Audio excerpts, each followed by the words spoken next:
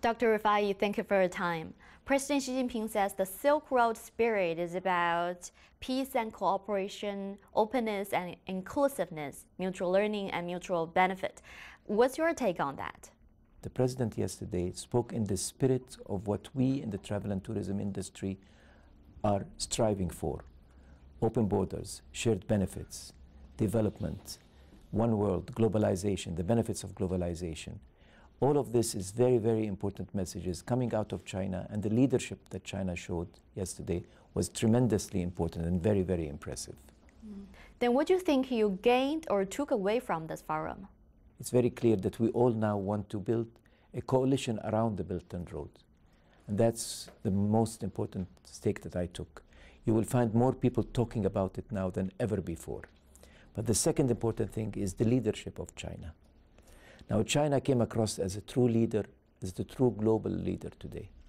In a world where people are talking in a different direction, building walls and banning travels and all of this, you find voices from China now coming and saying, let's open up, let's embrace each other. So China's leadership is shining in this regard. So the two things, the subject matter and the leadership of China is what I take out of this meeting, and I go back home and take it with me. Then what kind of cooperation do you foresee as a result of the Belt and Road Initiative? The concept of the Silk Road, as the project of the Silk Road that we're trying to revive now, is based on three major issues. One is travel facilitation, make travel easier along these countries, which is something that the Belt and Road concept is very consistent with. We cannot have people ask people to move and travel and share benefits if travel is complicated, so we have to facilitate travel. Two, we have to unify the products, the regulations, the rules. If you want to build something in one country and build another thing in another country, the standards have to be the same. So the product has to be unified. And three, we need to promote all this concept together. We need to say that there are 33, 34, 40, 50, 60 countries, depending on what the number comes up with, that are part of this initiative. Then what's your take on China's tourism industry? Chinese tourists seem to be welcome visitors to many countries today.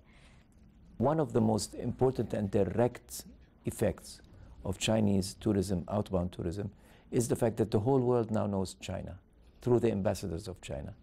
And you have signs, you have the Chinese language has never been more popular than this. My children want to speak Chinese now. Really?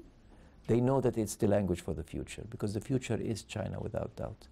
And travel and tourism has made this concept very popular and put bases and roots for that concept, definitely. Now, also people coming into China are very impressive. Almost 60 million people came last year to China. Now, these 60 million people go back and become ambassadors to China. Every year you have 60 million new people, which is a very impressive thing. So whether it's outbound or inbound, tourism is the best messenger of a country to the rest of the world and for the rest of the world to that country.